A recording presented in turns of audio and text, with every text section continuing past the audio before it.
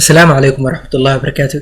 maanta waxaan rabaa inaan idin la wadaago cashir yar oo ku saabsan file sida PHP looga soo akhriyo. يعني extension-ka aan isticmaali doono kaliya wuxuu noqon doonaa text, يعني notepad text lagu diyaariyay inaan soo akhrino. si aan u soo akhrino waxaa khasab noqon doonto qof walba uu yaqaanaa PHP tag inaan furto, PHP tag inaan xiro. so waxyaalaha la iga baahan yahay waxaa ka mid ah tusaale ahaan marka aan rabo file inaan soo akhriyo, horta first read aan isticmaalaha sax. functionka read waxaan u baahanahay marka si aan u isticmaalo file inaan soo akhriyo inaan sameysto fileka magaciisa inaan sheego. so fileka waxaan u bixin doonaa file name aan leenahay. file name waxaa ku jiri doona marka wax kale kuma jiri doono, waxaa ku jiri doono fileka magaciisa. tusaale ahaan fileka magaciisa waxaan u bixinaynaa tusaale ahaan php.txt. txt-dan wax kale ma ahan, waa extension. so sidoo kale si aan filekan u furo ama aan usoo akhriyo waxaan u baahnaan doonaa sidoo kale $sign inaan dhaho file aan u baahnaan doonaa. filekan muxuu qaban doonaa? filekan waa la furi doonaa. si file loo furo waxaan isticmaali doonaa function oo PHP leedahay fopen file open. functionkan waa ku diyaarsan yahay PHP-da. meeshan waxaa kugu qoran marka fiiri, waxaa kugu qoran meeshan waxaa ku sheegi kartaa string aad isticmaali kartaa file name ah. file namekan model aad siin kartaa, modelkaas oo noqon kara dhowr nooc. so modelka aan siinayna hadda uu noqon doono read. so waxaan leenahay file open fopen. markaan dhahno waxa la akhrinayo maxay yihiin? $sign file name. waxa la akhrinayo wuxuu noqon doonaa file name comma laba shay uu qaataa, laba parameter uu qaataa, iyo read key oo la soo akhrinayay. functionkan read waxaa loo isticmaalaa r waxaa laga soo gaabiyey for read, in wax lagu soo akhriyo. filekan marka si loo soo akhriyo waxaa loo baahan yahay filekan inuu jiro in kale in la jeegareeyo. si loo jeegareeyo waxaan leenahay if haddii variableka file noo haayo, it means variableka inta waxaan ka qaladnay, waxaan dhahnay file name saan u qormaa. variableka file noo haayo oo kana file wuxuu haayaa filekiyaa la furay kadibna file namekiyaa la soo akhriyay, waxaana lagu xiray functionka r oo read u taagan. so file namekeyga caadiga ah ama fileka hadduu la mid noqdo, it means fileka haddii la furo oo lasoo akhriyo, filekan lasoo akhrinayo hadduusan jirin ka waran, waxaan dhihi doonaa if haddii $sign filekaas if it's false, it means hadduusan jirin, doesn't exist, waxaa la dhihi doonaa echo in lasoo bandhigo. waxaa lasoo bandhigaa there is no file. waxaa lagu dhihi doonaa there is no file, wax file ah ma jiro aa lagu dhihi doonaa, ama there is no file, wax file ah ma jiro aa lagu dhihi doonaa.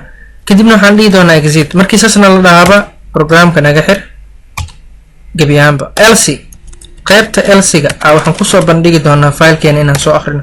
yacni qaybtan waxaa waaye hadduu fileka jirin waxaa lagu dhihi doonaa filekan ma jiro. hadduu fileka jiro maxaa la sameyn doonaa? tusaale ahaan fileka hadduu jiro waxaa la sameyn doonaa in la abuurto waxa la dhahay file size. file size wuxuu la mid yahay file size. waxaan ku caddeyn doonaa file sizekan sizeka uu la egyahay filekeena. file size waa function ku jiro function oo abuuran waaye, laakiin kan adaa sameysanaysa variablekan. laakiin file size waa function abuuran, file size aa leedahay kadibna bracket aa furaysaa. file size wuxuu u baahnaan doonaa kaliya waxa loo yaqaano file namekan waxa ku jiro. yacni file size waxaa laga soo akhriyay kaliya waxaa waaye php.txt. textigan ama filekan haluhu la egyahay. si loo ogaado waxaan leenahay kan marka kanaan kasoo qaadan doonaa $sign file name aan leenahay, wax kale ma u baahnin. so markaan saas dhahno sidoo kale waxaa loo baahnaan doonaa file soo akhrinayo. yacni fileka waa la furo kaliya. filekan marka la furo waxaa la qiimeynaa hadduu filekan la furay uu yahay file jiro, wuxuu imaan doonaa halkan. hadduusan jirinna wuxuu imaan doonaa halkan, wuxuu ku dhihi doonaa there is no file. so hadda fileka hadduu jiro, yacni file size, marka fileka haddii sizekiisa la ogaado waxaa khasab noqon doonto filekeena in la soo akhriyo. haddaartid file size-kan waa ka tagi kartaa, macno malaha, laakiin waa muhiim fileka sizekiisa in la ogaado. waa basically sidoo kale waxaan isticmaalaynaa wax loo yaqaano file read, variable la dhahayo file read aan isticmaali doonaa, ama file read. okay, wuxuu la mid noqon doonaa asna function gooniya jiro oo fileka lagu soo akhriyo oo fread ah. fread aan leenahay. waxa la soo akhrinayo maxay noqon doonaan marka? waxa la soo akhrinayo waxay noqon doonaan marka fread kan wuxuu noqon doonaa first waxaa laga bilaabi doonaa in la soo akhriyo fileka, kadibna waxaa lagu xijin doonaa file size-ka. so fileka si aan usoo akhrino $sign file aan leenahay. waxaa la akhrinayaa fileka comma okay, resource handle ku qoran jida resource handle iyo int length. lengthiga wuxuu u taagan yahay marka fileka qiimaha loo leeyahay lengthigiisa ama cabirkiisa loo leeyahay. so cabirkiisa wuxuu noqon doonaa file size variable ka aan isticmaalnay. waxaan leenahay file size markaan dhaano kadibna semicolon aan leenahay. hadda it means halaalnay waa programka. kadib waxaan sameynaynaa programka in aan soo muujino. si aan usoo muujino programka echo aan leenahay. first waxaan leenahay waxaan soo muujinaynaa programka. waxaan leenahay the file text, qoraalka fileka ku jiro laba dhibcood aan leenahay. qoraalka fileka ku jiro aan soo muujinaynaa. waxaan dhihi doonaa qoraalka fileka ku jiro wuxuu noqon doonaa waxa loo yaqaano file text uu noqon doonaa. so file read meeshaan ka dhigna okay, file read uu noqon doonaa. qoraalka textiga ku jiro file read uu noqon doonaa. file read okay, file read uu noqon doonaa. sidoo kale the size is ama laba dhibcood size-kan wuxuu noqon doonaa wax loo yaqaano file size-kan.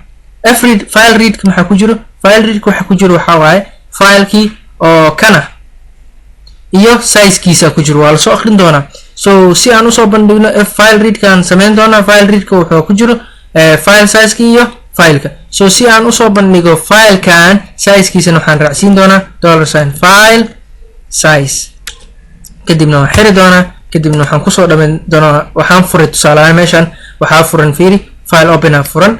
openkan inaan xiraa rabaa marka waa xiraa. waxaan leeyahay f close file close bracket. maxaa la xiraa marka? filekanaan xiraa. si aan fileka u xiro file aan leeyahay. okay, wait, okay, halkaanaan fileka ka xiraynaa marka file aan leenahay. kadibna okay, fileka halkaanaan ka xiraynaa. kadibna waxaan leenahay semicolon. halaan waa programka dhan halaan waaye. filekan hadduu jiro waa lasoo akrinaa, hadduusan jirinna waxaa lagu dhihi doonaa filekan ma jiro. so programka aan tijaabina marka. waxaan leenahay refresh. fiir meeshan there is no file because fiiri f open php.txt file la dhahayo ma jiroba. okay, waa abuuraynaa marka. si aan u abuurno waxaan tagaynaa halkan. okay, waxaan tagaynaa meesha uu noogu diyaarsan yahay htdocs-ka. okay, banaanku intuu iska yaalaa, يعني فايل كمش وكو أورينيا واكن PHP واكن برنامج واكن برنامج مركو حاخصب نقناش دايركتوري يا دايركتوري كسو بيعي كرتا دايركتنا فايل كمش او يالا laga soo akhrina meesha soo baasi karta. so fileka waxaan ka dhigaynaa marka waxaan leenahay rename. waxaan u bixinaynaa maxaan u bixinaa fileka waxaan u bixinaa php.txt aan u bixinaa. okay, directory gaan ka bedelinaa meeshan. okay, kana magaca ka bedelinaa marka waxaan leenahay rename. waxaan leenahay file. so filekan maxaa ku jiro? okay, file wuu jiraa la php ayadmo sax.